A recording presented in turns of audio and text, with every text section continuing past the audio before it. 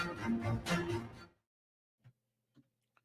ਸ਼੍ਰੀ ਅਕਾਲ। ਤੁਸੀਂ ਜੁੜੇ ਹੋਏ ਹੋ ਪੰਜਾਬੀ ਰੇਡੀਓ ਯੂਐਸਏ ਦੇ ਨਾਲ ਤੇ ਮੈਂ ਹਾਂ ਪ੍ਰਵੀਨ ਸ਼ਰਮਾ ਲੈ ਕੇ ਹਾਜ਼ਰ ਹਾਂ ਪ੍ਰੋਗਰਾਮ ਅਪਡੇਟ ਅਮਰੀਕਾ ਪ੍ਰੋਗਰਾਮ ਦੇ ਵਿੱਚ ਕੁਝ ਖਾਸ ਤੇ ਕੁਝ ਅਹਿਮ ਖਬਰਾਂ ਤੇ ਚਰਚਾ ਕਰਨ ਦੇ ਲਈ ਜੁੜ ਚੁੱਕੇ ਨੇ ਹਰਜੋਤ ਸਿੰਘ ਖਾਲਸਾ ਜੀ।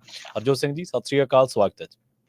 ਸਤਿ ਸ਼੍ਰੀ ਅਕਾਲ, ਧੰਨਵਾਦ ਜੀ ਆਇਆਂ ਨੂੰ। ਪੰਜਾਬੀ ਰੇਡੀਓ ਯੂਐਸਏ ਦੇ ਜਿੰਨੇ ਵੀ ਸਰੋਤੇ ਸਾਡੇ 14 AM ਤੇ FM ਸਟੇਸ਼ਨ ਘਰਾਂ ਦੇ ਵਿੱਚ ਰੇਡੀਓ ਸੈਟਸ ਦੇ ਰਾਹੀਂ, ਟੈਲੀਫੋਨ ਦੇ ਰਾਹੀਂ, ਫੇਸਬੁੱਕ, YouTube ਤੇ ਲਾਈਵ ਦੇਖ ਰਹੇ ਹੋ, ਸੁਣ ਰਹੇ ਹੋ, ਸਾਰਿਆਂ ਨੂੰ ਜੀ ਆਇਆਂ ਨੂੰ ਤੇ ਬਹੁਤ ਹੀ ਪਿਆਰ ਤੇ ਸਤਿਕਾਰ ਭਰੀ ਸਤਿ ਸ਼੍ਰੀ ਅਕਾਲ। ਸਰੋਤਿਓ, ਅੱਜ ਮਾਰਚ ਦੀ 29 ਤਰੀਕ ਆ, ਦਿਨ ਸ਼ੁੱਕਰਵਾਰ ਆ ਤੇ ਤੁਹਾਡੇ ਲਈ ਸਵੇਰ ਦਾ ਅਪਡੇਟ ਅਮਰੀਕਾ ਪ੍ਰੋਗਰਾਮ ਲੈ ਕੇ ਹਾਜ਼ਰ ਹੋਏ ਆ ਜੀ, ਅੱਗੇ ਵਧਣ ਤੋਂ ਪਹਿਲਾਂ ਧੰਨਵਾਦ ਕਰਦੇ ਚੱਲੀਏ ਸਪਾਂਸਰਸ ਦਾ, ਜਿਹੜੇ ਜ਼ਰੀਆ ਬਣਦੇ ਨੇ ਇਹਨਾਂ ਪ੍ਰੋਗਰਾਮਾਂ ਨੂੰ ਤੁਹਾਡੇ ਤੱਕ ਪਹੁੰਚਾਉਣ ਦੇ ਲਈ। ਖਾਲਸਾ ਇੰਸ਼ੋਰੈਂਸ ਏਜੰਸੀ ਵਾਲੇ, ਜਿਨ੍ਹਾਂ ਤੋਂ ਤੁਸੀਂ ਹਰ ਤਰੀਕੇ ਦੀ ਇੰਸ਼ੋਰੈਂਸ ਲੈ ਸਕਦੇ ਹੋ। ਇੰਸ਼ੋਰੈਂਸ ਬਾਰੇ ਪਤਾ ਕਰਨ ਦੇ ਲਈ ਇਹਨਾਂ ਦਾ ਨੰਬਰ ਹੈ 468-272-2500।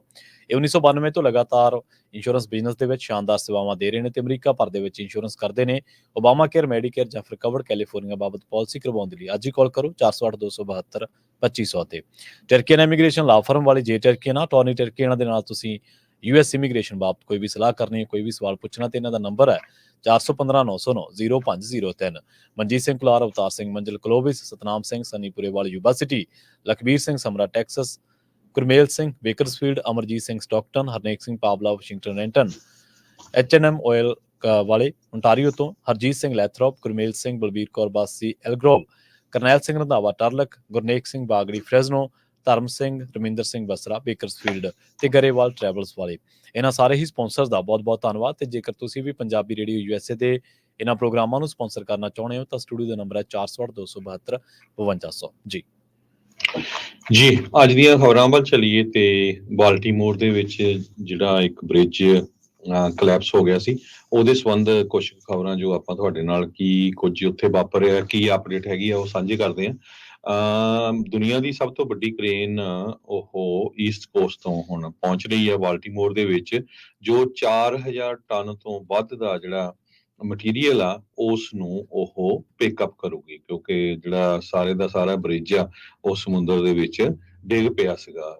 ਕ੍ਰੇਨ ਜੋ ਆ ਇਹ ਪੈਟਪਾਸਕੋ ਰਿਵਰ ਜੋ ਹੈਗਾ 984 ਫੁੱਟ ਲੰਮਾ ਕਾਰਗੋ ਵੈਸਲ ਸੀ, ਜੋ ਉਸਦੇ ਵਿੱਚ ਵੱਜਿਆ ਸੀ, ਜਿਹਦੇ ਨਾਲ ਹੁਣ ਤੱਕ 6 ਲੋਕਾਂ ਦੀਆਂ ਜਿਹੜੀਆਂ ਮੌਤਾਂ ਕਨਫਰਮ ਹੋ ਚੁੱਕੀਆਂ ਹੈਗੀਆਂ ਤੇ 2 ਦੀ ਜਿਹੜੀ ਬੋਡੀਜ਼ ਆ ਉਹ ਮਿਲ ਚੁੱਕੀ ਹੈਗੀ ਆ। ਕ੍ਰੇਨ ਤੋਂ ਬਿਨਾ 3 ਹੈਵੀ ਲਿਫਟ ਵੈਸਲਸ ਉਹ ਵੀ ਐਕਸਪੈਕਟਡ ਹੈਗੇ ਆ। US ਟਰਾਂਸਪੋਰਟੇਸ਼ਨ ਦੇ ਸੈਕਟਰੀ ਪੀਟ ਬਰਟੀਜੀਅਸ ਉਹਨਾਂ ਨੇ CNN ਨੂੰ ਦੱਸਿਆ ਹੈਗਾ ਬਹੁਤ ਜਲਦੀ ਪਹੁੰਚ ਰਹੇ ਆ। ਮੈਰੀਲੈਂਡ ਦੇ ਗਵਰਨਰ ਬੈਸ ਮੂਰ ਉਹਨਾਂ ਨੇ ਵੀ ਇਹ ਕਿਹਾ ਕਿ ਵਰਕਰਸ ਆਲਰੇਡੀ ਇਸ ਜੌਬ ਜਿਹੜੀ ਬਹੁਤ ਕੰਪਲੈਕਸ ਹੈਗੀ ਆ ਉਹਦੇ ਸਾਈਟ ਦੇ ਉੱਤੇ ਪਹੁੰਚ ਚੁੱਕੇ ਹੈਗੇ ਤੇ ਅਸੀਂ ਜਲਦੀ ਤੋਂ ਜਲਦੀ ਜਿਹੜਾ ਕਲੀਨ ਅਪ ਵੀ ਕਰਾਂਗੇ। ਪਲੱਸ ਜੋ ਸ਼ਿਪ ਆ ਜਿਹਦੇ ਉੱਤੇ 10,000 ਦੇ ਕਰੀਬ ਕੰਟੇਨਰਸ ਆ ਉਹਨਾਂ ਨੂੰ ਵੀ ਉੱਥੋਂ ਜਿਹੜਾ ਮੂਵ ਕੀਤਾ ਜਾਊਗਾ। 2 ਵਰਕਰਸ ਜੋ ਸਰਵਾਈਵਡ ਹੈਗੇ ਆ ਉਹਨਾਂ ਨੇ ਸਾਰਾ ਕੁਝ ਦੱਸਿਆ ਕਿਸ ਤਰ੍ਹਾਂ ਉਹ ਸਮੁੰਦਰ ਦੇ ਵਿੱਚ ਬ੍ਰਿਜ ਤੋਂ ਡਿੱਗ ਪਏ ਜਦੋਂ ਬ੍ਰਿਜ ਕਲੈਪਸ ਹੋਇਆ ਤੇ ਲੱਕਲੀ ਉਹ ਸਰਵਾਈਵ ਕਰ ਗਏ। ਤੇ ਕੁਝ ਮਿੰਟ ਪਹਿਲਾਂ ਜੋ ਸੇਫਟੀ ਇੰਸਪੈਕਟਰਸ ਆ ਉਹਨਾਂ ਤੱਕ ਕਾਲਸ ਪਹੁੰਚ ਗਈਆਂ ਤੇ ਪੁਲਿਸ ਜੋ ਬ੍ਰਿਜ ਦੇ ਉੱਤੇ ਰਸਤਾ ਜਾਂਦਾ ਹੈ ਉਸ ਨੂੰ ਰੋਕਣ ਦੇ ਵਿੱਚ ਕਾਮਯਾਬ ਹੋ ਗਿਆ। 1.5 ਮਿੰਟ ਦਾ ਹੀ ਇਹ ਜਿਹੜਾ ਸਮਾਂ ਸੀਗਾ।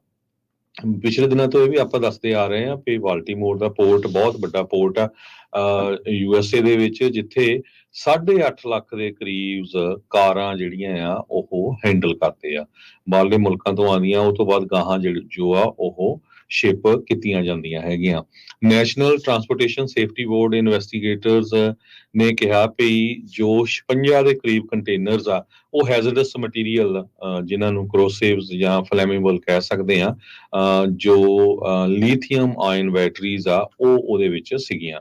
ਫੈਡਰਲ ਟਰਾਂਸਪੋਰਟੇਸ਼ਨ ਆਫੀਸ਼ੀਅਲਸ ਨੇ ਕਿਹਾ $60 ਮਿਲੀਅਨ ਰਿਕੁਐਸਟ ਕੀਤਾ ਗਿਆ ਆ ਤਾਂ ਕਿ ਇਸ ਬ੍ਰਿਜ ਨੂੰ ਕਲੀਨ ਕੀਤਾ ਜਾਵੇ ਤੇ ਜੋ ਮਟੀਰੀਅਲ ਡਿੱਗਿਆ ਤੇ ਉਸ ਤੋਂ ਬਾਅਦ ਉਸ ਨੂੰ ਜਿਹੜਾ ਆ ਬਿਲਡ ਅਪ ਕੀਤਾ ਜਾਵੇ। 8,000 ਦੇ ਕਰੀਬ ਡੌਕ ਵਰਕਰਸ ਜੋ ਬਾਲਟੀਮੋਰ ਦਾ ਪੋਰਟ ਹੈਗਾ ਉੱਥੇ ਕੰਮ ਕਰਦੇ ਹੈਗੇ ਆ।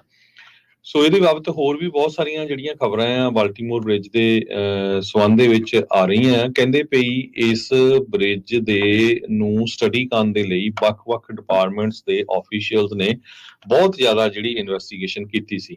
ਖਾਸ ਕਰਕੇ 9/11 ਤੋਂ ਬਾਅਦ, ਵੀ ਰੱਬ ਨਾ ਕਰੇ ਵੀ ਜੇ ਇਸ ਬ੍ਰਿਜ ਨੂੰ ਕੋਈ ਕਿਸੇ ਤਰ੍ਹਾਂ ਦਾ ਟੈਰਰਿਸਟ ਨੁਕਸਾਨ ਪਹੁੰਚਾਉਂਦਾ ਹੈ ਤਾਂ ਕਿੱਦਾਂ ਪਹੁੰਚਾ ਸਕਦਾ ਹੈ, ਕਿੱਦਾਂ ਇਹ ਸਰਵਾਈਵ ਕਰੂਗਾ।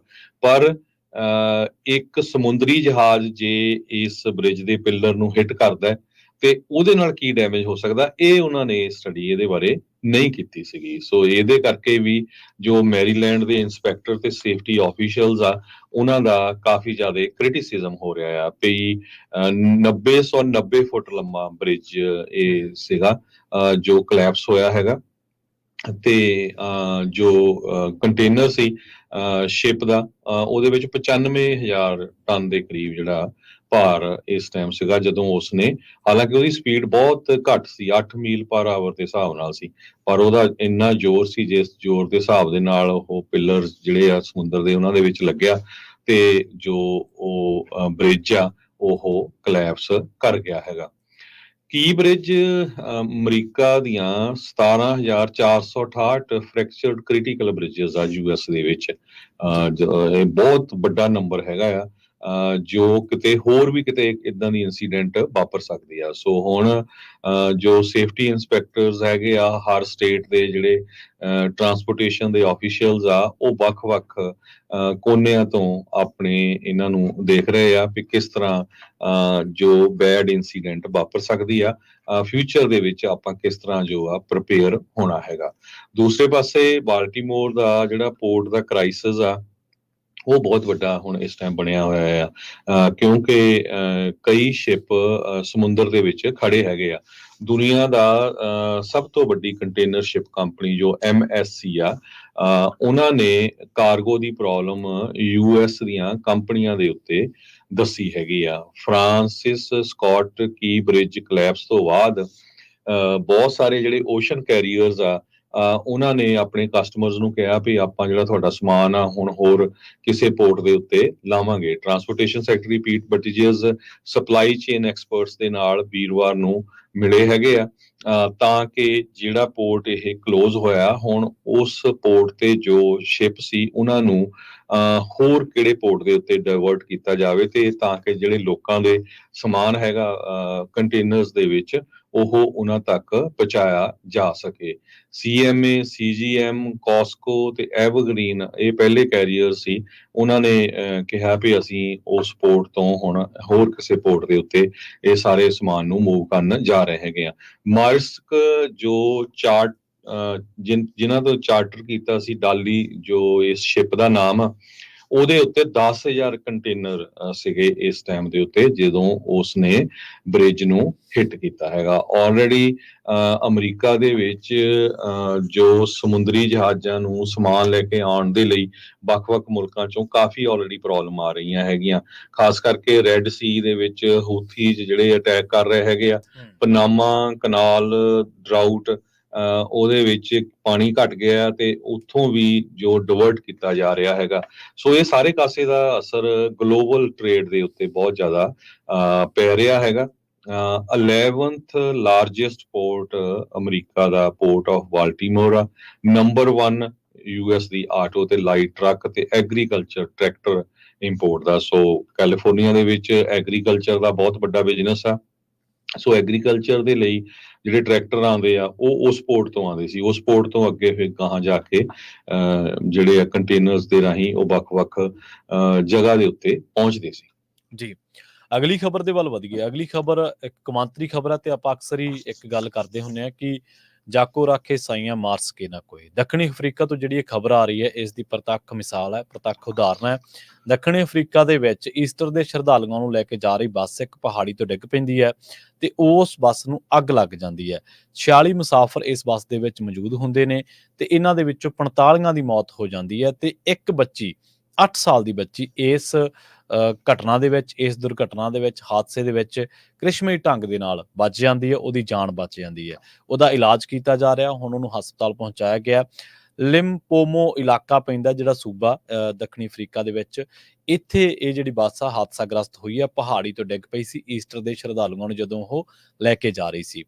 ਉੱਥੋਂ ਦੀ ਸੂਬਾਈ ਸਰਕਾਰ ਨੇ ਇਹ ਗੱਲ ਦੱਸੀ ਹੈ ਕਿ ਬੱਸ ਮਮਤਾ ਕਾਲਾ ਪੁਲ ਤੋਂ ਹੇਠਾਂ ਡਿੱਗੀ ਹੈ ਤੇ 164 ਫੁੱਟ ਡੂੰਘੀ ਜਦੋਂ ਇਹ ਡਿੱਗੀ ਤਾਂ ਇਸ ਨੂੰ ਡਿੱਗਦੇ ਹੀ ਅੱਗ ਲੱਗ ਗਈ। ਹੁਣ ਉਸ ਤੋਂ ਬਾਅਦ ਹਾਦਸੇ ਦੇ ਜਿਹੜੇ ਕਾਰਨ ਆ ਉਹਨਾਂ ਦੀ ਜਾਂਚ ਕੀਤੀ ਜਾ ਰਹੀ ਹੈ। ਤੇ ਇਹ ਜਿਹੜਾ ਮਮਤਾ ਕਾਲਾ ਇਲਾਕਾ ਹੈ, ਇਹ 300 ਕਿਲੋਮੀਟਰ ਦੂਰ 190 ਮਾਈਲਸ ਦੂਰ ਪੈਂਦਾ ਜੋਹਾਨਸਬਰਗ, ਜਿੱਥੇ ਕ੍ਰਿਕਟ ਦੇ ਮੈਚ ਵੀ ਹੁੰਦੇ ਆ। ਜਿਹੜੇ ਕ੍ਰਿਕਟ ਪ੍ਰੇਮੀ ਉਹ ਜਾਣਦੇ ਨੇ, ਉੱਥੇ ਸਟੇਡੀਅਮ ਵੀ ਬਣਿਆ ਹੋਇਆ।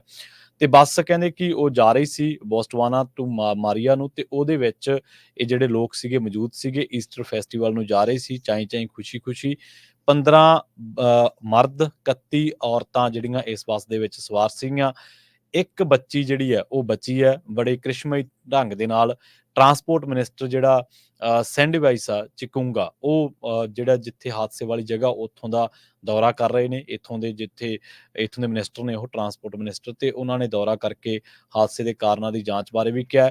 ਤੇ ਲੋਕ ਇਸ ਟਾਈਮ ਹੈਰਾਨ ਨੇ ਕਿ ਇਹ ਹਾਦਸਾ ਜਦੋਂ ਵਾਪਰਿਆ ਤੇ ਉਹ ਬੱਚੀ ਕਿਵੇਂ ਬਚੀ ਹੈ। ਹਾਲਾਂਕਿ ਉਹਨੂੰ ਹੁਣ ਹਸਪਤਾਲ ਦੇ ਵਿੱਚ ਇਲਾਜ ਕੀਤਾ ਜਾ ਰਿਹਾ। ਤੇ ਲੋਕ ਜਿੱਥੇ 45 ਸ਼ਰਧਾਲੂਆਂ ਦੀ ਮੌਤ ਤੋਂ ਬਾਅਦ ਸਦਮੇ ਦੇ ਵਿੱਚ ਨੇ, ਕਿਉਂਕਿ ਬੱਸ ਬਹੁਤ ਡੂੰਘੀ ਡਿੱਗੀ ਤੇ ਡਿੱਗਦਿਆਂ ਸਾਰੀ ਨੂੰ ਅੱਗ ਲੱਗ ਗਈ, ਮੌਕਾ ਨਹੀਂ ਮਿਲਿਆ। ਉੱਥੇ ਜਿੱਥੇ ਦੁੱਖ ਦੇ ਵਿੱਚ ਨੇ, ਉੱਥੇ ਹੈਰਾਨ ਵੀ ਨੇ ਕਿ ਚਲੋ ਇਸ ਬੱਚੀ ਦੀ ਜਿਹੜੀ ਜਾਨ ਆ ਉਹ ਬਚ ਗਈ ਆ। ਹਸਪਤਾਲ ਦੇ ਵਿੱਚ ਹੁਣ ਇਸ 8 ਸਾਲਾ ਬੱਚੀ ਦਾ ਜਿਹੜਾ ਇਲਾਜ ਆ ਉਹ ਕੀਤਾ ਜਾ ਰਿਹਾ ਜੀ। ਅਗਲੀ ਖਬਰ ਵੱਲ ਚਲੀਏ। ਅਮਰੀਕਾ ਦੇ ਵਾਲ ਸਟਰੀਟ ਜਰਨਲ ਦਾ ਬਹੁਤ ਹੀ ਪ੍ਰੋਮੀਨੈਂਟ ਜਰਨਲਿਸਟ 1 ਸਾਲ ਤੋਂ ਰਸ਼ੀਆ ਦੀ ਜੇਲ੍ਹ ਦੇ ਵਿੱਚ ਹੈਗਾ। ਇਵਾਨ ਗਰਸ਼ਕੋਵਿਚ, ਜੋ ਵਾਲ ਸਟਰੀਟ ਜਰਨਲ ਦਾ ਐਕ੍ਰੀਡਿਟਡ ਜੋ ਰਿਪੋਰਟਰ ਸੀ, ਜੀ ਉਸ ਨੂੰ ਅੱਜ 1 ਸਾਲ ਹੋ ਗਿਆ। ਰਸ਼ੀਆ ਵਾਲਿਆਂ ਨੇ ਆਪਣੀ ਜੇਲ੍ਹ ਦੇ ਵਿੱਚ ਐਸਪੀਓਨਾਜ ਦੇ ਸੰਬੰਧ ਦੇ ਵਿੱਚ ਰੱਖਿਆ ਹੋਇਆ ਹੈਗਾ ਆ। ਤੇ ਵਾਲ ਸਟਰੀਟ ਜਰਨਲ ਨੇ ਕੱਲ ਪੂਰੀ ਦੁਨੀਆ ਦੇ ਵਿੱਚ, ਤਾਂ ਕਿ ਉਸ ਦੀ ਜਿਹੜੀ ਜੇਲ੍ਹ ਆ ਉਸ ਨੂੰ ਕਿਸ ਤਰ੍ਹਾਂ ਜੇਲ੍ਹ 'ਚ ਰੱਖਿਆ ਗਿਆ, ਲੋਕਾਂ ਦੇ ਵਿੱਚ ਵੱਧ ਤੋਂ ਵੱਧ ਮੈਸੇਜ ਪਹੁੰਚਾਇਆ ਜਾਵੇ, ਉਹਨਾਂ ਨੇ ਫਰੰਟ ਪੇਜ ਦੇ ਉੱਤੇ ਕੁਆਟਰ ਪੇਜ ਤੋਂ ਵੀ ਵੱਧ ਜਿਹੜਾ ਸਫਾ ਆ ਉਹ ਖਾਲੀ ਰੱਖਿਆ। ਉਹਦੇ ਉੱਤੇ ਉਹਨਾਂ ਨੇ ਹੈਡਿੰਗ ਇਸ ਕਰਕੇ ਲਿਖਿਆ, his story should be here, ਵੀ ਜੇ ਉਹ ਸਾਡੇ ਕੋਲ ਬਾਹਰ ਹੁੰਦਾ ਤਾਂ ਉਹਦੀ ਸਟੋਰੀ ਇੱਥੇ ਆਣੀ ਸੀ। ਉਸ ਤੋਂ ਬਾਅਦ ਉਹਨਾਂ ਨੇ ਜੋ ਸੋਸ਼ਲ ਮੀਡੀਆ ਆ ਉਹਦੇ ਉੱਤੇ ਆਈ ਸਟੈਂਡ ਵਿਦ ਇਵਾਨ, ਇਹ ਕੱਲ ਟਵਿੱਟਰ ਦੇ ਉੱਤੇ ਫਰੰਟ ਤੇ ਜਿਹੜਾ ਟ੍ਰੈਂਡ ਕਰਦਾ ਰਿਹਾ। ਉਹਦੇ ਜਿੰਨੇ ਵੀ ਦੋਸਤ ਮਿੱਤਰ ਅਮਰੀਕਾ ਦੇ ਵਿੱਚ, ਆਸਟ੍ਰੇਲੀਆ, ਇੰਗਲੈਂਡ ਦੇ ਵਿੱਚ ਹੈਗੇ ਆ, ਉਹਨਾਂ ਨੇ ਬਹੁਤ ਜ਼ਿਆਦਾ ਜਿਹੜਾ ਪੂਰੀ ਦੁਨੀਆ ਤੱਕ ਮੈਸੇਜ ਪਹੁੰਚਾਉਣ ਦੇ ਲਈ ਵੀ ਸ਼ਰੇਆਮ ਜੋ ਆ ਉਸ ਦੇ ਨਾਲ ਧੱਕਾ ਹੋ ਰਿਹਾ ਹੈਗਾ। ਤੇ ਇਸ ਕਰਕੇ ਲੋਕਾਂ ਨੂੰ ਯਾਦ ਰਹਿ ਜਾਏ, ਉਹ ਉਹਨਾਂ ਨੇ ਪੂਰਾ ਮੈਸੇਜ ਜਿਹੜਾ ਆ ਵੱਖ-ਵੱਖ ਸੋਸ਼ਲ ਮੀਡੀਆ ਦੇ ਰਾਹੀਂ ਵੀ, ਵਾਲ ਸਟਰੀਟ ਜਰਨਲ ਦੇ ਰਾਹੀਂ ਵੀ, ਈਵਨ ਅਮਰੀਕਾ ਦੇ ਲਗਭਗ ਹਰ ਇੱਕ ਕਮੇਡੀਅਨ ਨੇ ਫਰੰਟ ਲਾਈਨ ਦੇ ਉੱਤੇ ਇਹ ਉਹਦੀ ਪੂਰੀ ਜਿਹੜੀ ਸਟੋਰੀ ਆ ਉਹ ਰੱਖੀ ਹੈਗੀ ਆ। ਉਹਦੇ ਬਹੁਤ ਸਾਰੇ ਜਿਹੜੇ ਫਰੈਂਡ ਆ ਉਹ ਕਹਿੰਦੇ ਵੀ ਪਿਛਲੇ 1 ਸਾਲ ਦੇ ਦੌਰਾਨ ਕਈਆਂ ਦਾ ਵਿਆਹ ਹੋ ਗਿਆ, ਕਈਆਂ ਦੇ ਨਿਆਣੇ ਹੋ ਗਏ, ਉਹ ਕਹਿੰਦੇ ਵੀ ਅਸੀਂ ਸਾਰੇ ਮਿਸ ਕਰਦੇ ਹੈਗੇ ਆ। ਸਟੋਰੀ ਇਸ ਤਰ੍ਹਾਂ ਆ ਵੀ ਵਾਲ ਸਟਰੀਟ ਜਰਨਲ ਦੇ ਰਸ਼ੀਆ ਦੇ ਕਰਸਪੋਂਡੈਂਟ ਆ, ਇਹਨਾਂ ਨੇ Airbnb ਇੱਕ ਬੁੱਕ ਕੀਤਾ ਸੀ ਪਿਛਲੇ ਸਾਲ ਮਾਰਚ ਦੇ ਵਿੱਚ। ਉੱਥੇ ਇੱਕ ਸ਼ਹਿਰ ਜਿਹੜਾ ਹੈਗਾ ਨਿਕੋਲਨ ਕਰਕੇ, ਉਸ ਨੇਬਰਹੁੱਡ ਦੇ ਵਿੱਚ ਉਹਨਾਂ ਦਾ ਇੱਕ ਪ੍ਰੋਜੈਕਟ ਸੀ, ਜਿਹੜਾ ਹੋਰ ਮੁਲਕਾਂ ਦੇ ਜਰਨਲਿਸਟ ਵੀ ਆਏ ਹੋਏ ਸੀ, ਜਿਹੜਾ ਕਿ ਉਸਨੇ ਸਾਰਾ ਡਾਟਾ ਇਕੱਠਾ ਕਰਨਾ ਸੀਗਾ। ਤੇ ਉਹ ਇੱਕ ਜੋ ਕਾਫੀ ਸ਼ਾਪ ਆ ਉੱਥੇ ਕਾਫੀ ਪੀਣ ਗਿਆ, ਤੇ ਰਸ਼ੀਅਨ ਅਥਾਰਟੀਜ਼ ਨੇ ਉਸ ਨੂੰ ਜੈਕਾਟੇਰਿਨਬਰਗ ਕਰਕੇ ਜੋ ਟਾਊਨ ਆ, ਮਾਰਚ 29 ਨੂੰ ਅੱਜ ਦੇ ਦਿਨ ਅਰੈਸਟ ਕਰ ਲਿਆ, ਤੇ ਬਾਅਦ ਦੇ ਵਿੱਚ ਉਸ ਨੂੰ ਜੇਲ੍ਹ ਦੇ ਵਿੱਚ ਸਿੱਟ ਦਿੱਤਾ।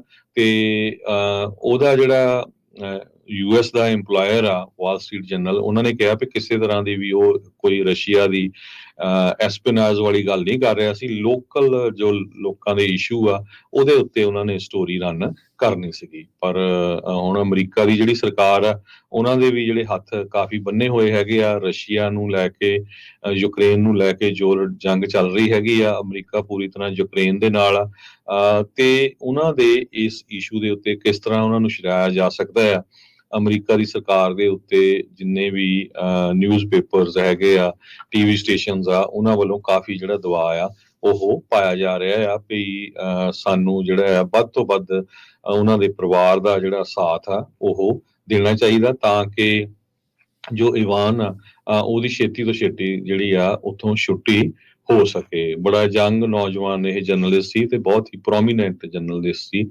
ਇਸਨੇ ਕਾਫੀ ਵੱਖ-ਵੱਖ ਮੁੱਦਿਆਂ ਦੇ ਉੱਤੇ ਵੱਖ-ਵੱਖ ਦੁਨੀਆ 'ਚ ਕੀ ਕੁਝ ਵਾਪਰਿਆ ਉਹਦੇ ਉੱਤੇ ਸਟੋਰੀਆਂ ਰਨ ਕੀਤੀਆਂ ਹੋਈਆਂ ਸੀਗੀਆਂ। ਹੁਣ ਉਸ ਨੂੰ ਰੱਖਿਆ ਵੀ ਇੱਦਾਂ ਦੀ ਜੇਲ੍ਹ ਦੇ ਵਿੱਚ ਆ ਜਿੱਥੇ ਸਭ ਤੋਂ ਜ਼ਿਆਦਾ ਕ੍ਰਿਮੀਨਲ ਜਿਹੜੇ ਲੋਕ ਆ ਉਹਨਾਂ ਨੂੰ ਰੱਖਿਆ ਜਾਂਦਾ ਹੈਗਾ।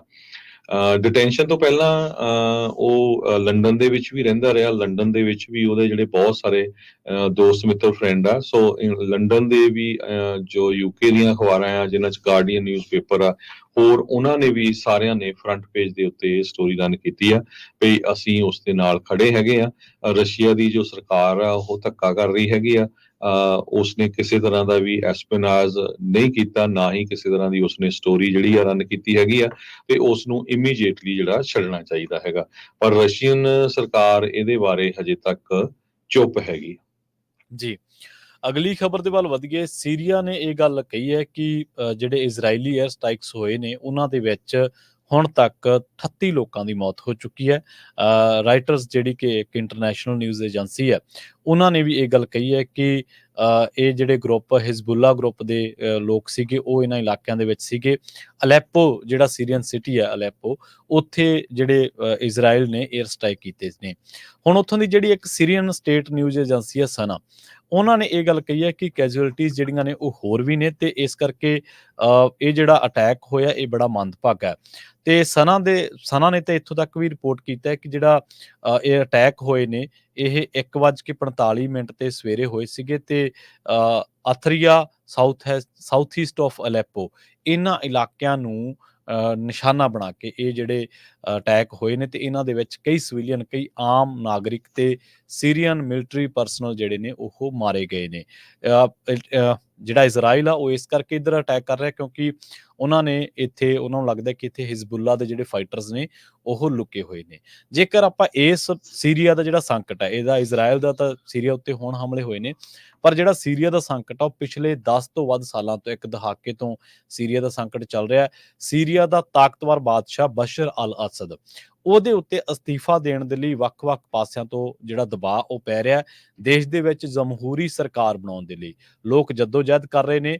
40 ਤੋਂ ਵੱਧ ਸੀਰੀਆਈ ਕ੍ਰਾਂਤੀਕਾਰੀ ਜਥੇਬੰਦੀਆਂ ਨੇ ਜਿਨ੍ਹਾਂ ਨੇ ਇਕੱਠੇ ਹੋ ਕੇ ਬਸ਼ਰ ਅਲ ਅਸਦ ਦੇ ਸ਼ਾਸਨ ਦੇ ਵਿਰੁੱਧ ਸੀਰੀਅਨ ਰੈਵੋਲੂਸ਼ਨ ਜਨਰਲ ਕਮਿਸ਼ਨ ਨਾਂ ਦਾ ਇੱਕ ਮੋਰਚਾ ਬਣਾ ਲਿਆ।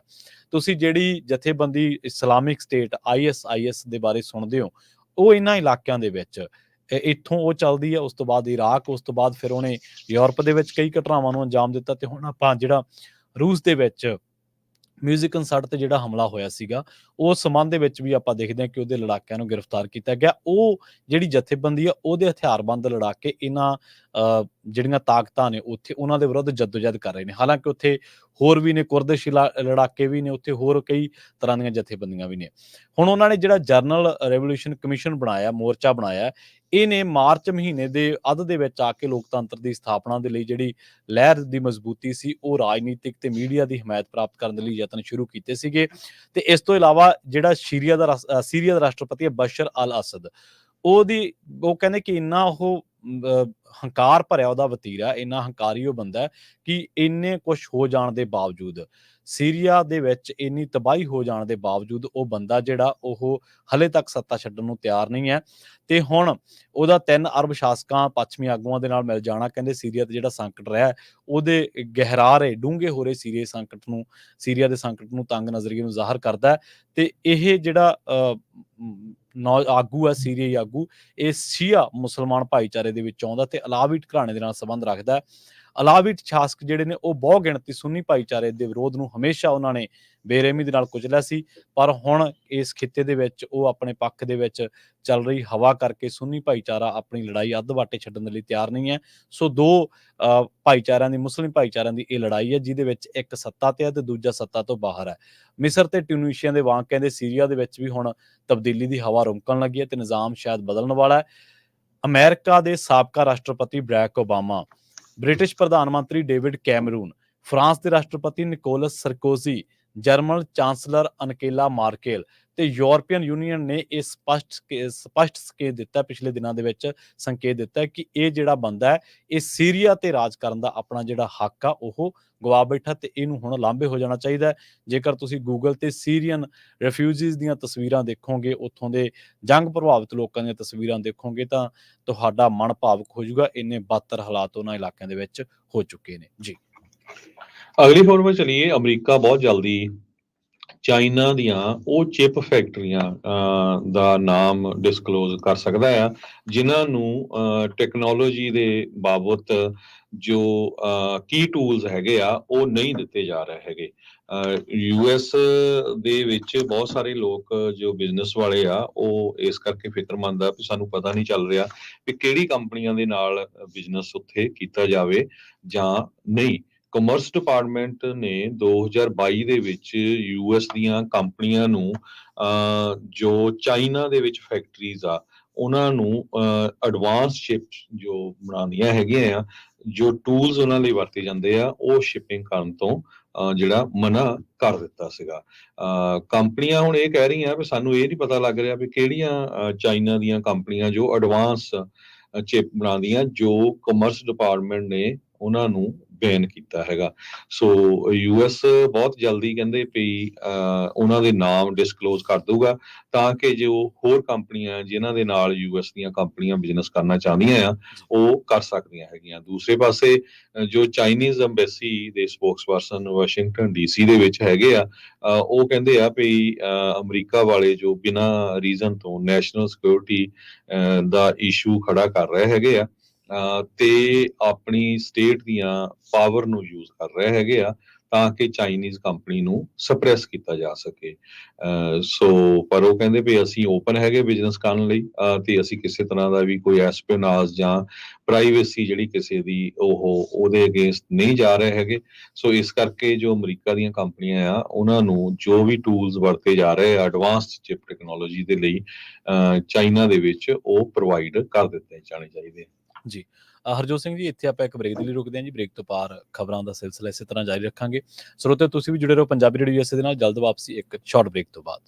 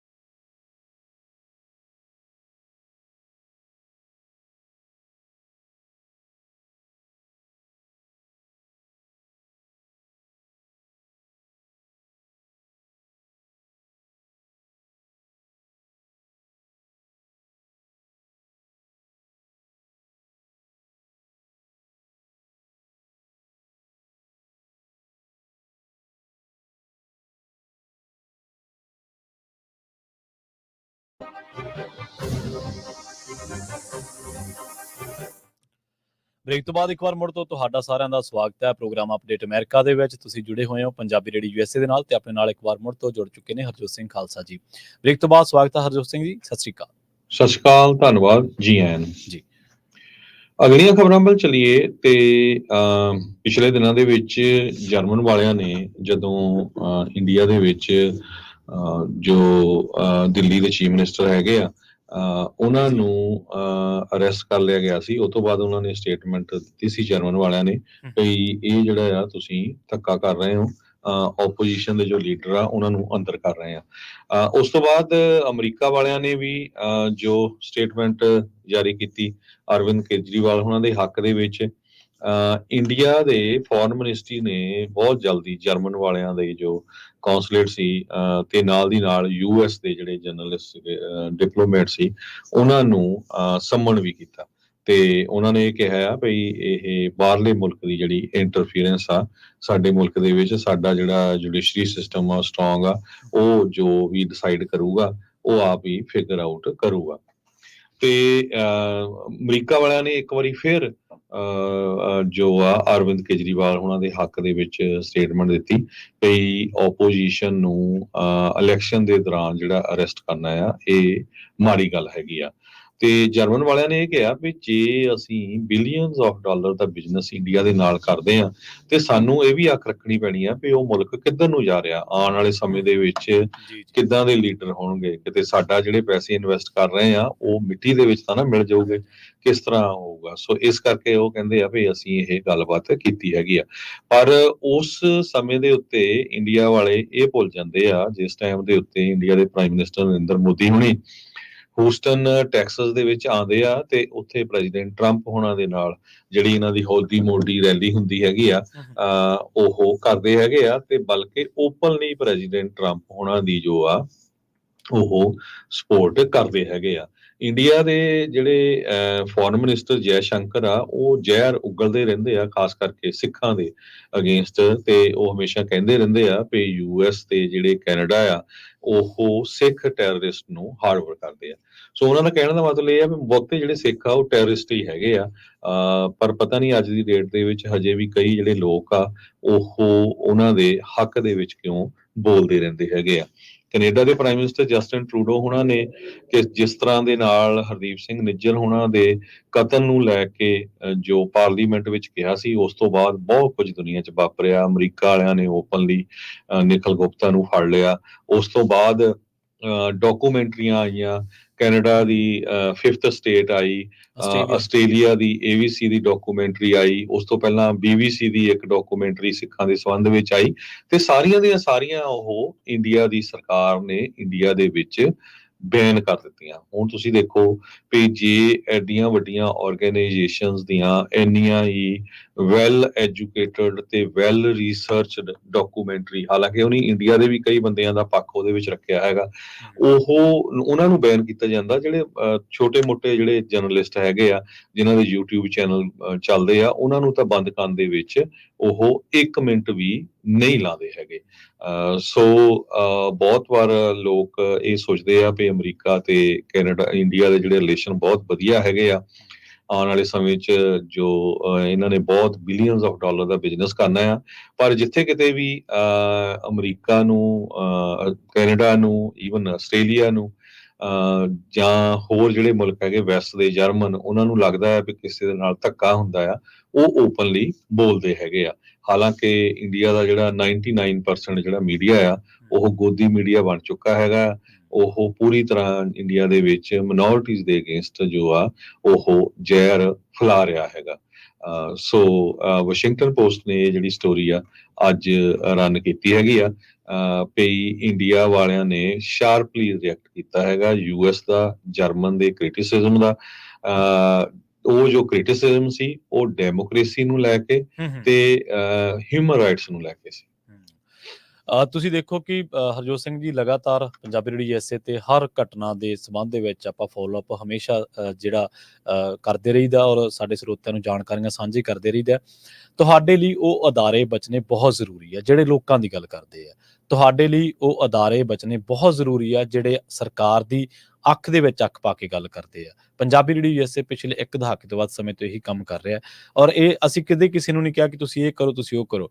ਪਰ ਜਿਹੜੇ ਸੋਸ਼ਲ ਮੀਡੀਆ ਪਲੇਟਫਾਰਮਸ ਨੇ, ਇਹ ਹਰ ਇੱਕ ਅਦਾਰੇ ਲਈ ਬੜੇ ਜ਼ਰੂਰੀ ਨੇ। ਇਹਨਾਂ ਨੂੰ ਬਚਾਉਣਾ ਬਹੁਤ ਜ਼ਰੂਰੀ ਹੈ। ਇਹਨਾਂ ਦੀ ਰੀਚ ਦੂਰ ਦੁਰਾਡੇ ਤੱਕ ਆ। ਤੁਸੀਂ ਪੰਜਾਬੀ ਰੇਡੀਓ ਯੂਐਸਏ ਦੇ ਸੋਸ਼ਲ ਮੀਡੀਆ ਦੇ ਜਿਹੜੇ ਵੀ ਪਲੇਟਫਾਰਮ ਨੇ, ਚਾਹੇ ਉਹ ਫੇਸਬੁੱਕ ਆ, ਚਾਹੇ ਉਹ ਯੂਟਿਊਬ ਆ, ਅਸੀਂ ਟਵਿੱਟਰ ਤੇ ਵੀ ਆ। ਸਾਡੀਆਂ ਕਲਿੱਪਸ ਵੀ ਟੀਮ ਜਿਹੜੀ ਆ ਉਹ ਵੱਖ-ਵੱਖ ਤਰ੍ਹਾਂ ਦੀਆਂ ਕੱਟ ਕੇ ਪਾਉਂਦੇ ਨੇ, ਤੁਹਾਡੇ ਸਾਹਮਣੇ ਪੇਸ਼ ਕਰਦੀ ਰਹਿੰਦੀ ਹੈ ਕਿ ਆਹ ਖਬਰ ਬਹੁਤ ਜ਼ਿਆਦਾ ਜ਼ਰੂਰੀ ਹੈ। ਉਹਨਾਂ ਨੂੰ ਸ਼ੇਅਰ ਜ਼ਰੂਰ ਕਰਿਆ ਕਰੋ ਆਪਣੇ WhatsApp ਗਰੁੱਪਾਂ ਦੇ ਵਿੱਚ, ਆਪਣੇ ਮਿੱਤਰ ਪਿਆਰਿਆਂ ਦੇ ਵਿੱਚ। ਜਿਹੜੇ ਜੈ ਸ਼ੰਕਰ ਦਾ ਹਵਾਲਾ ਹਰਜੋਤ ਸਿੰਘ ਜੀ ਨੇ ਦਿੱਤਾ, ਉਹ ਬਿਲਕੁਲ ਗੱਲ ਸਹੀ ਆ। ਸਾਰੇ ਸਿੱਖਾਂ ਨੂੰ ਇੱਕੋ ਰੱਸੇ ਬੰਨ੍ਹਦੇ ਆ ਉਹ। ਅਸੀਂ ਤਾਂ ਫਿਰ ਵੀ ਬੰਨ੍ਹਦੇ, ਅਸੀਂ ਤਾਂ ਕਦੇ ਉਹਨਾਂ ਦੇ ਲਈ ਪ੍ਰਤੀ ਕੋਈ ਐਸਾ ਸ਼ਬਦ ਨਹੀਂ ਵਰਤਿਆ ਵੀ ਚਲੋ ਫਿਰ ਵੀ ਕੋਈ ਗੱਲ ਨਹੀਂ।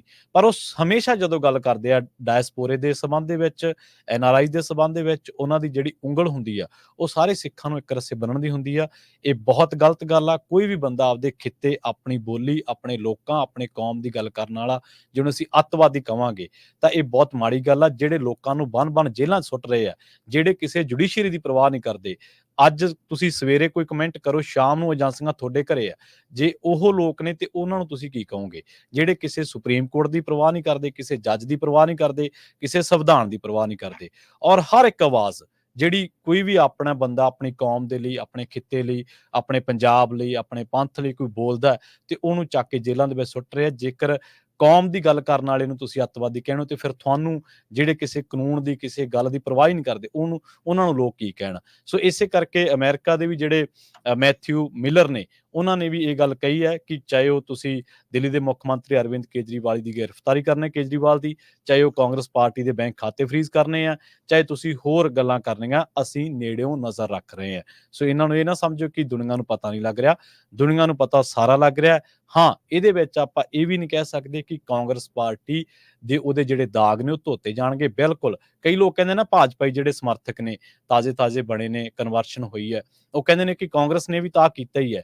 ਜੇਕਰ ਕਾਂਗਰਸ ਨੇ ਇਹ ਕੀਤਾ ਤਾਂ ਤੁਸੀਂ ਕੀ ਉਸ ਤੋਂ ਉਹਦੇ ਕੀਤੇ ਗਲਤ ਤੋਂ ਜ਼ਿਆਦਾ ਗਲਤ ਕਰਨਾ? ਉਹਨਾਂ ਨੇ 45 ਸਰਕਾਰਾਂ ਤੋੜੀਆਂ ਇੰਦਰਾ ਗਾਂਧੀ ਨੇ। ਤੁਸੀਂ 12-13 ਤਾਂ ਤੁਸੀਂ ਤੋੜਤੀਆਂ ਥੋੜ੍ਹੇ ਜਿਹੇ ਸਮੇਂ ਦੇ ਵਿੱਚ ਹੀ। ਉਦੋਂ ਤਾਂ ਦੇਸ਼ ਨਵਾਂ ਆਜ਼ਾਦ ਹੋਇਆ ਸੀ, ਕੋਈ ਢਾਂਚਾ ਨਹੀਂ ਸੀ, ਕੋਈ ਸਟਰਕਚਰ ਨਹੀਂ ਸੀ, ਕੋਈ ਬੋਲਣ ਵਾਲੀ ਆਵਾਜ਼ ਨਹੀਂ ਸੀ। ਬਾਵਜੂਦ ਇਹਦੇ ਇੰਦਰਾ ਗਾਂਧੀ ਦੀ ਐਮਰਜੈਂਸੀ ਦੇ ਵਿਰੁੱਧ ਕਿੰਨੇ ਲੋਕ ਬੋਲੇ। ਅੱਜ ਤੁਸੀਂ ਬੋਲਣ ਵਾਲੇ ਨਹੀਂ ਕੁਛ ਛੱਡਿਆ। ਮੀਡੀਆ ਦਾ 99% ਹਿੱਸਾ ਤੁਸੀਂ ਜਾਂ ਤਾਂ ਆਪਣੇ ਵੱਲ ਕਰ ਲਿਆ ਜਾਂ ਉਹਨੂੰ ਖਤਮ ਕਰ ਦਿੱਤਾ।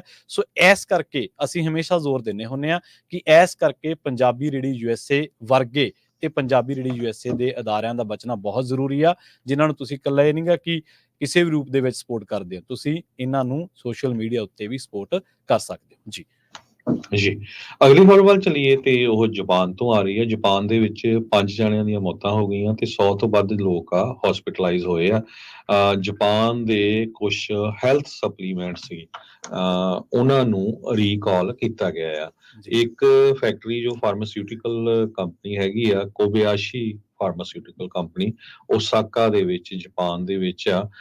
ਉਹਨਾਂ ਨੇ ਇਹ ਹੈਲਥ ਸਪਲੀਮੈਂਟ ਬਣਾਏ ਸੀ ਤੇ ਬਾਅਦ ਦੇ ਵਿੱਚ ਜੋ ਵੇਚੇ ਗਏ, ਲੋਕਾਂ ਨੇ ਜਦੋਂ ਉਹਨਾਂ ਨੂੰ ਖਾਧਾ ਤੇ ਉਹ ਬਿਮਾਰ ਹੋ ਗਏ। ਸੋ 100 ਤੋਂ ਵੱਧ ਹੁਣ ਤੱਕ ਬਿਮਾਰ ਹੋ ਚੁੱਕੇ ਆ। 5 ਜਣਿਆਂ ਦੀ ਜਿਹੜੀ ਆ ਉਹ ਮੌਤ ਹੋ ਚੁੱਕੀ ਹੈਗੀ ਆ।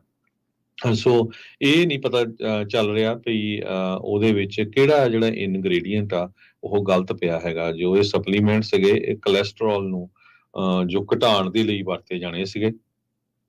ਤੇ ਕਈ ਲੋਕਾਂ ਨੂੰ ਇਹ ਖਾਣ ਦੇ ਨਾਲ ਆਪਣੀ ਕਿਡਨੀਆਂ ਦੀਆਂ ਜਿਹੜੀਆਂ ਪ੍ਰੋਬਲਮ ਆ ਗਈਆਂ। ਤੇ ਇਹਦੇ ਸੰਬੰਧ ਦੇ ਵਿੱਚ ਅਖੀਰੋ ਕੋਬੇਆਸ਼ੀ ਜੋ ਪ੍ਰੈਜ਼ੀਡੈਂਟ ਹੈਗੇ ਇਸ ਫਾਰਮਾਸਿਊਟੀਕਲ ਕੰਪਨੀ ਦੇ, ਉਹਨਾਂ ਨੇ ਸਾਰੇ ਹੀ ਜਾਪਾਨੀ ਲੋਕਾਂ ਤੋਂ ਮਾਫੀ ਮੰਗੀ ਆ।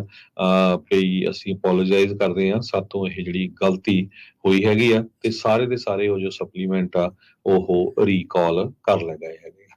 ਜੀ, ਜੀ। ਇੱਥੇ ਆਪਾਂ ਹਰਜੋਤ ਸਿੰਘ ਜੀ ਇੱਕ ਹੋਰ ਬ੍ਰੇਕ ਦੇ ਲਈ ਰੁਕਦੇ ਹਾਂ। ਬ੍ਰੇਕ ਤੋਂ ਬਾਅਦ ਖਬਰਾਂ ਹੋਰ ਵੀ ਨੇ ਜਿਨ੍ਹਾਂ ਤੇ ਜਾਣਕਾਰੀਆਂ ਆਪਾਂ ਸਾਂਝੀਆਂ ਕਰਾਂਗੇ ਜੀ। ਜੀ, ਜਲਦ ਵਾਪਸੀ ਇੱਕ ਸ਼ਾਰਟ ਬ੍ਰੇਕ ਤੋਂ ਬਾਅਦ ਜੁੜੇ ਰਹੋ ਪੰਜਾਬੀ ਰੇਡੀਓ ਯੂਐਸਏ ਦੇ ਨਾਲ।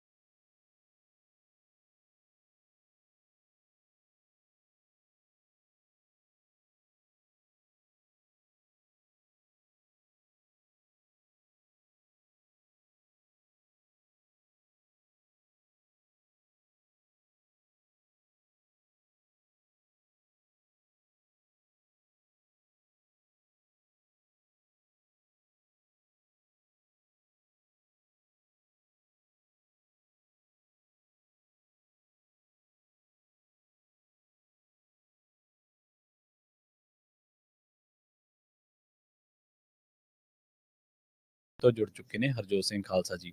ਹਰਜੋਤ ਸਿੰਘ ਜੀ, ਬ੍ਰੇਕ ਤੋਂ ਬਾਅਦ ਸਵਾਗਤ ਹੈ ਜੀ, ਸਤਿ ਸ੍ਰੀ ਅਕਾਲ। ਸਤਿ ਸ਼੍ਰੀ ਅਕਾਲ, ਧੰਨਵਾਦ ਜੀ ਆਇਆਂ ਨੂੰ। ਜੀ। ਅਗਲੀ ਖਬਰ ਵੱਲ ਚੱਲੀਏ। ਕੈਨੇਡਾ ਦੀ ਇੱਕ ਬਹੁਤ ਵੱਡੀ ਜਿਹੜੀ ਟਰੱਕਿੰਗ ਕੰਪਨੀ ਆ, ਪ੍ਰਾਈਡ ਗਰੁੱਪ, ਉਹਨਾਂ ਨੇ ਬੈਂਕਰਪਸੀ ਫਾਈਲ ਕਰ ਦਿੱਤੀ ਹੈਗੀ ਆ।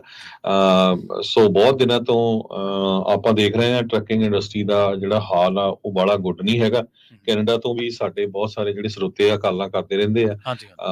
ਵੱਖ-ਵੱਖ ਪ੍ਰੋਗਰਾਮਾਂ 'ਚ ਵੀ ਇੱਥੇ ਕਾਫੀ ਵੱਡਾ ਜਿਹੜਾ ਭੱਠਾ ਆ ਉਹ ਬੈਠਣ ਵਾਲਾ ਆ। ਸੋ ਅੱਜ ਦੀ ਮੇਨ ਖਬਰ ਆ ਕੈਨੇਡਾ ਦੀ ਇੱਕ ਬਹੁਤ ਵੱਡੀ ਟਰੱਕਿੰਗ ਕੰਪਨੀ ਜਿਹਦੇ ਕੋਲ 724 ਟਰੱਕ ਸੀ, 14 ਸਟ੍ਰੇਟ ਟਰੱਕ ਤੇ 2111 ਟ੍ਰੇਲਰ, ਤੇ ਉੱਤਰੀ ਅਮਰੀਕਾ ਦੇ ਵਿੱਚ 50 ਤੋਂ ਵੱਧ ਉਹਨਾਂ ਦੀਆਂ ਲੋਕੇਸ਼ਨਾਂ ਆ। ਉਹਨਾਂ ਨੇ ਬੈਂਕਰਪਸੀ ਫਾਈਲ ਕਰ ਦਿੱਤੀ ਹੈਗੀ ਆ।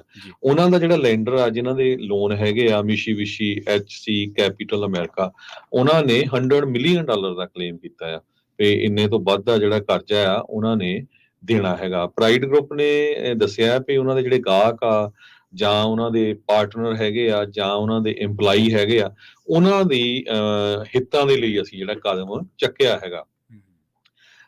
ਲੈਂਡਰ ਜੋ ਮਿਸ਼ੀਬਿਸ਼ੀ HC ਕੈਪੀਟਲ ਆ, ਉਹਨਾਂ ਨੇ $100 ਮਿਲੀਅਨ ਦਾ ਕਲੇਮ ਇਸ ਪ੍ਰਾਈਡ ਗਰੁੱਪ ਦੀ ਕੰਪਨੀ, ਜਿਸ ਦਾ ਮਾਲਕ ਸੁਲੱਖਣ ਸੈਮ ਜੌਲ ਹੈਗਾ ਤੇ ਜਸਵੀਰ ਜੌਲ ਆ, ਤੇ ਟੀ ਪਾਈਨ ਲੀਜ਼ਿੰਗ ਜਿਹੜੀ ਇਨਵੈਂਟਰੀ ਤੇ ਨਿੱਜੀ ਗਰੰਟੀ ਦੇ ਆਧਾਰ ਤੇ ਉਹਨਾਂ ਨੇ ਕ੍ਰੈਡਿਟ ਲਾਈਨਾਂ ਲਈਆਂ ਸੀਆਂ ਤੇ ਇਹ ਜਿਹੜੀਆਂ ਆ ਡਿਫਾਲਟ ਹਾਲਤ ਵਿੱਚ ਆ। ਸੋ ਜਿਹੜੇ ਲੋਨ ਕ੍ਰੈਡਿਟ ਲਾਈਨਸ ਲਏ ਸੀ ਲੋਨ, ਉਹਨਾਂ ਨੇ ਉਹ ਡਿਫਾਲਟ ਦੇ ਵਿੱਚ ਚਲੇ ਗਏ। ਤੇ ਪਰ ਇਹ ਦਾਵਾ ਹਜੇ ਕਹਿੰਦੇ ਹਾਈ ਕੋਰਟ 'ਚ ਜਿਹੜੀ ਉੱਥੇ ਦੀ ਕੋਰਟ ਆ ਉੱਥੇ ਸਾਬਤ ਨਹੀਂ ਹੋਇਆ। ਦੂਸਰੇ ਪਾਸੇ ਜਿਹੜੀ ਪ੍ਰਾਈਡ ਗਰੁੱਪ ਦੇ ਮਾਲਕਾਂ ਨੇ ਆਪਣਾ ਪੱਖ ਰੱਖਦੇ ਆ ਕਿ ਦੱਸਿਆ ਆ ਕਿ CCAA ਐਕਟ ਦੇ ਤਹਿਤ ਉਹਨਾਂ ਨੇ ਚੈਪਟਰ 15 ਜਿਹੜੀ ਚੈਪਟਰ 15 ਆ ਉਹਦੇ ਅੰਡਰ ਇਹ ਬੈਂਕਰਪਸੀ ਫਾਈਲ ਕੀਤੀ ਹੈਗੀ ਆ ਤਾਂ ਕਿ ਉਹ ਆਪਣੇ ਕੰਮਕਾਰ ਨੂੰ ਸੰਭਾਲ ਸਕਣ ਤੇ ਜਿਹੜੇ ਉਹਨਾਂ ਦੇ ਸ਼ੇਅਰ ਹੋਲਡਰ ਹੈਗੇ ਆ, EMPLOYEE ਹੈਗੇ ਆ, ਕਸਟਮਰ ਹੈਗੇ ਆ ਜਾਂ ਹੋਰ ਕੰਪਨੀ ਦੇ ਪਾਰਟਨਰਸ ਹੈਗੇ ਆ, ਉਹਨਾਂ ਨੂੰ ਸੇਫ ਰੱਖਿਆ ਜਾ ਸਕੇ। ਕਹਿੰਦੇ ਵੀ ਅਸੀਂ ਸਾਰਾ ਜਿਹੜਾ ਕੰਮਕਾਰ ਆ ਜਿੱਦਾਂ ਅੱਗੇ ਕਰਦੇ ਆ ਉਸੇ ਤਰ੍ਹਾਂ ਕਰਦੇ ਰਹਾਂਗੇ। ਸੋ ਇਹ ਇੱਕ ਬਹੁਤ ਵੱਡੀ ਖਬਰ ਆ। ਜਿਸ ਕੰਪਨੀ ਦੇ 800 ਦੇ ਕਰੀਬ ਟਰੱਕ ਹੋਣ, 2100 ਦੇ ਕਰੀਬ ਟ੍ਰੇਲਰ ਹੋਣ, ਤੇ ਉਹਨਾਂ ਨੇ ਬੈਂਕਰਪਸੀ ਫਾਈਲ ਕੀਤੀ ਆ ਤੇ ਬੈਂਕਰਪਸੀ ਦੇ ਵਿੱਚ $100 ਮਿਲੀਅਨ ਤੋਂ ਵੱਧ ਦਾ ਜਿਹੜਾ ਜਿਨ੍ਹਾਂ ਤੋਂ ਲੋਨ ਲਿਓ ਸੀ ਉਹਨਾਂ ਨੇ ਆਪਣਾ ਨਾਂ ਦੱਸਿਆ ਹੈ। ਜੀ ਬਿਲਕੁਲ। ਤੇ ਲੰਘੇ ਦਿਨੀ ਪੰਜਾਬੀ ਰੇਡੀਓ USA ਦੇ ਹੀ ਇੱਕ ਪ੍ਰੋਗਰਾਮ ਆਪਣੇ ਟਰੱਕਿੰਗ ਦੇ ਵਿੱਚ ਇੱਕ ਕਾਲਰ ਜਿਹੜੇ ਕਿ ਸਾਡੇ ਉੱਧਰੋਂ ਹੀ ਪੰਜਾਬੀ ਰੇਡੀਓ USA ਦੇ ਸਰੋਤੇ ਸੀਗੇ, ਉਹਨਾਂ ਨੇ ਉੱਥੋਂ ਦੇ ਤਾਜ਼ਾ ਹਾਲਾਤਾਂ ਬਾਰੇ ਆਪਾਂ ਨੂੰ ਜਾਣਕਾਰੀ ਦੱਸੀ ਸੀ ਕਿਵੇਂ ਕਿਵੇਂ ਕਰਕੇ ਹੁਣ ਜਿਹੜੀਆਂ ਚੀਜ਼ਾਂ ਨੇ। ਬਹੁਤ ਵਾਰ ਸੱਚਾਈ ਜਿਹੜੀ ਹੈ, ਸੱਚ ਜਿਹੜਾ ਉਹ ਸਾਨੂੰ ਚੁੱਭਦਾ ਵੀ ਹੈ, ਪਰ ਅਸਲ ਦੇ ਵਿੱਚ ਜਿਹੜੀਆਂ ਖਬਰਾਂ ਨੇ ਉਹ ਇਨਫੋਰਮੇਸ਼ਨ ਰੂਪ ਦੇ ਵਿੱਚ ਤੁਹਾਡੇ ਨਾਲ ਸ਼ੇਅਰ ਕੀਤੀਆਂ ਜਾਂਦੀਆਂ। ਉਹਨਾਂ ਦੇ ਵਿੱਚ ਤੁਹਾਡੇ ਨਾਲ ਹਵਾਲੇ ਸ਼ੇਅਰ ਕੀਤੇ ਜਾਂਦੇ ਆ, ਉਹਨਾਂ ਸਰੋਤ ਸ਼ੇਅਰ ਕੀਤੇ ਜਾਂਦੇ ਕਿ ਆਹ ਸਰੋਤ ਹੈ, ਇੱਥੇ ਆਹ ਖਬਰ ਛਪੀ ਹੈ। ਪਰ ਫਿਰ ਵੀ ਜੇ ਅਸੀਂ ਉਹਨਾਂ ਚੀਜ਼ਾਂ ਤੋਂ ਇਨਕਾਰੀ ਹਾਂ, ਉਹਨਾਂ ਤੋਂ ਮੁਨਕਰ ਹਾਂ, ਤਾਂ ਅਸੀਂ ਕਿੰਨਾ ਕੁ ਚਿਰ ਉਸ ਜਿਹੜੀ ਹੈ ਉਹ ਚੀਜ਼ ਤੋਂ ਭੱਜ ਸਕਾਂਗੇ ਸੱਚਾਈ ਦੇ ਵਿੱਚੋਂ। ਅਗਲੀ ਖਬਰ ਦੇ ਵੱਲ ਵਧੀਏ।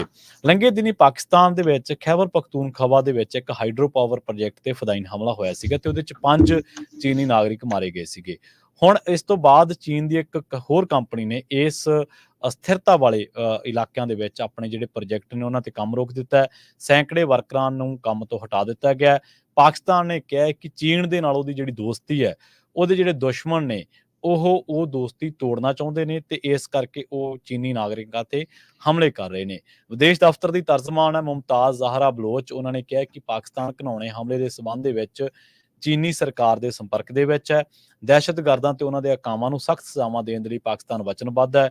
ਖੈਬਰ ਪਖਤੂਨਖਵਾ ਦੇ ਵਿਸ਼ਮ ਜ਼ਿਲ੍ਹੇ ਦੇ ਵਿੱਚ ਧਮਾਕਾ ਕੇ ਸਮੱਗਰੀ ਨਾਲ ਲੱਦਿਆ ਇੱਕ ਵਾਹਨ ਇੱਕ ਬੱਸ ਦੇ ਨਾਲ ਟਕਰਾਇਆ ਸੀ, ਜਿਸ ਦੇ ਵਿੱਚ ਦਾਸੂ ਹਾਈਡਰੋ ਪਾਵਰ ਪ੍ਰੋਜੈਕਟ ਦੇ ਵਿੱਚ ਕੰਮ ਕਰਨ ਵਾਲੇ 5 ਚੀਨੀ ਨਾਗਰਿਕਾਂ ਸਮੇਤ 6 ਜਣਿਆਂ ਦੀ ਮੌਤ ਹੋ ਗਈ ਸੀ। ਕਿਸੇ ਵੀ ਦਹਿਸ਼ਤੀ ਜਥੇਬੰਦੀ ਨੇ ਇਸ ਹਮਲੇ ਦੀ ਜ਼ਿੰਮੇਵਾਰੀ ਨਹੀਂ ਲਈ ਹੈ। ਸੋ ਡੌਨ ਅਖਬਾਰ ਹੈ ਜਿਹੜਾ ਉੱਥੋਂ ਦਾ, ਉਹਨੇ ਕਿਹਾ ਸੀਗਾ ਕਿ ਹੁਣ ਚੀਨੀ company power construction corporation of ਚੀਨ ਨੇ ਸ਼ਾਂਗਲਾ ਜ਼ਿਲ੍ਹੇ ਦੇ ਵਿੱਚ ਜਿਹੜੀ ਇਹ ਹਮਲਾ ਹੋਇਆ ਸੀ ਉਸ ਤੋਂ ਬਾਅਦ ਇੱਕ ਸਵਾਬੀ ਜ਼ਿਲ੍ਹਾ ਹੈ, ਉੱਥੇ ਤਾਰਬੇਲਾ ਹਾਈਡਰੋ ਪਾਵਰ ਐਕਸਟੈਂਸ਼ਨ ਪ੍ਰੋਜੈਕਟ ਦੇ ਵਿੱਚ ਜਿੰਨੇ ਵੀ ਨਿਰਮਾਣ ਕਾਰਜ ਸੀਗੇ ਉਹਨਾਂ ਨੂੰ ਰੋਕ ਦਿੱਤਾ ਹੈ ਤੇ 2000 ਤੋਂ ਵੱਧ ਵਰਕਰਾਂ ਨੂੰ ਕੰਮ ਤੋਂ ਹਟਾ ਦਿੱਤਾ ਗਿਆ ਹੈ। ਤੇ ਹੁਣ ਜਿਹੜੇ ਕੰਪਨੀ ਦੇ ਪ੍ਰੋਜੈਕਟ ਮੈਨੇਜਰ ਨੇ ਉਹਨਾਂ ਨੇ ਇਹ ਕੰਮ ਨੂੰ ਮੁਲਤਵੀ ਕਰਨ ਦਾ ਐਲਾਨ ਕਰ ਦਿੱਤਾ। ਉਹ ਕਹਿੰਦੇ ਕਿ ਜਿੰਨਾ ਚਿਰ ਸੁਰੱਖਿਆ ਕਾਰਨਾਂ ਕਰਕੇ ਇਸ ਚੀਜ਼ ਅਸਥਿਰਤਾ ਰਹੂਗੀ, ਜਿੰਨਾ ਚਿਰ ਹਮਲੇ ਦੇ ਖਦਸ਼ੇ ਰਹਿਣਗੇ, ਉਹਨਾਂ ਚਿਰ ਅਸੀਂ ਕੰਮ ਤੇ ਨਹੀਂ ਆਵਾਂਗੇ। ਜਿਹੜੇ ਲੇਬਰ ਯੂਨੀਅਨ ਦੇ ਜਨਰਲ ਸਕੱਤਰ ਨੇ ਅਸਲਮ ਆਦਿਲ, ਉਹਨਾਂ ਨੇ ਕਿਹਾ ਕਿ ਸੁਰੱਖਿਆ ਵਧਾਉਣ ਦੀ ਮੰਗ ਕੀਤੀ ਗਈ ਹੈ। ਜਿਨ੍ਹਾਂ ਨੂੰ ਕੰਮ ਤੇ ਆਉਣ ਤੋਂ ਰੋਕਿਆ ਗਿਆ ਉਹਨਾਂ ਨੂੰ ਅੱਧੇ ਮਹੀਨੇ ਦੀ ਤਨਖਾਹ ਵੀ ਜਿਹੜੀ ਅਸੀਂ ਜ਼ਰੂਰ ਮਿਲਾਂਗੇ। ਸੋ ਤੁਸੀਂ ਦੇਖੋ ਕਿ ਇੱਕ ਮੁਲਕ ਦੇ ਵਿੱਚ ਜਿਹੜੀ ਅਸਥਿਰਤਾ ਹੈ ਉਹ ਕਿਸ ਹੱਦ ਤੱਕ ਮੁਲਕ ਦੀ ਆਰਥਿਕਤਾ ਨੂੰ ਪ੍ਰਭਾਵਿਤ ਕਰਦੀ ਹੈ। ਹੁਣ ਹੈ ਤਾਂ ਇਹਨਾਂ ਦੀ ਦੋਸਤੀ ਪਾਕਿਸਤਾਨ ਤੇ ਚੀਨ ਦੀ, ਪਰ ਜਿਨ੍ਹਾਂ ਦੇ ਕੰਮ ਤੋਂ ਹਟਾਇਆ ਗਿਆ ਉਹਨਾਂ ਮਜ਼ਦੂਰਾਂ ਦੇ ਘਰਾਂ ਦੇ ਵਿੱਚ ਆਟਾ ਕਿੱਥੋਂ ਆਊਗਾ? ਉਹ ਕੰਮ ਨਹੀਂ ਕਰਨਗੇ ਤਾਂ ਪੈਸਾ ਕਿੱਥੋਂ ਆਊਗਾ? ਆਪਣੇ ਜਵਾਕਾਂ ਨੂੰ ਖਵਾਉਣਗੇ ਕੀ? ਪਹਿਲਾਂ ਹੀ ਮਹਿੰਗਾਈ ਦੀ ਮਾਰ ਨੇ ਪਾਕਿਸਤਾਨੀਆਂ ਦਾ ਤਰਾਹ ਕੱਢਿਆ ਪਿਆ ਜੀ। ਸੋ ਸਾਡਾ ਖਬਰਾਂ ਦਾ ਸਮਾਂ ਵੀ ਸਮਾਪਤ ਹੁੰਦਾ ਹੈ। ਇੱਥੇ ਸਰੋਤਿਆਂ ਤੋਂ ਇਜਾਜ਼ਤ ਲੈਂਦੇ ਹਾਂ। ਮੇਰੇ ਹਰਜੋਤ ਸਿੰਘ ਵੱਲੋਂ ਤੇ ਪ੍ਰਵੀਨ ਸ਼ਰਮਾ ਵੱਲੋਂ ਤੁਹਾਨੂੰ ਸਾਰਿਆਂ ਨੂੰ ਬਹੁਤ ਹੀ ਪਿਆਰ ਤੇ ਸਤਿਕਾਰ ਭਰੀ ਸਤਿ ਸ੍ਰੀ ਅਕਾਲ ਤੇ ਸੁਣਦੇ ਰਹੋ ਪੰਜਾਬੀ ਰੇਡੀਓ USA।